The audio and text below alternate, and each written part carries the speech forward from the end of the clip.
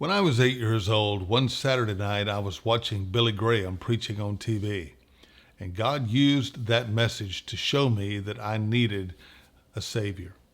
So I went to bed that night, and I remember the windows were open and I could hear the crickets and the frogs outside, and I was a little bit scared. And I turned over on my stomach and I prayed a prayer that said this: God, I know if a bear comes through that window right now, you're going to take care of me. And that's when Jesus saved me.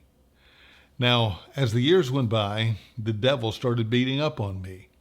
And the devil started saying, well, how could you really be saved? You didn't even pray the right prayer. You didn't even say the name Jesus. Or how could you be saved? How do you know that you even knew enough, that you understood the gospel? Or how do you know that you really repented of your sin?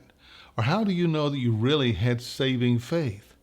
And so I would sit back and I would analyze my experience and I would analyze my prayer. And then I would say something like this. I'd say, God, I don't want to die and go to hell. I don't want to fluke up on a technicality. So God, if I didn't pray the right prayer, then Lord, save me now. And I would pray and ask Jesus to save me again. I must have done that hundreds of times in my life.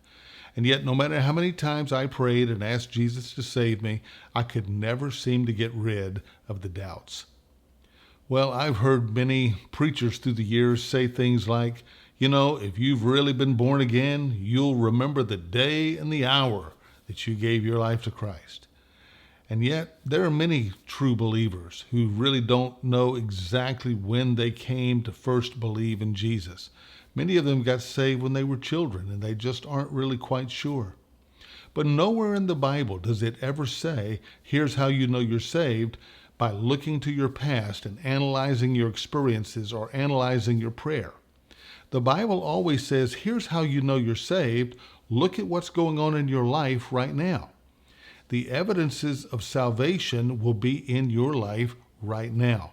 So assurance doesn't come from looking at the past.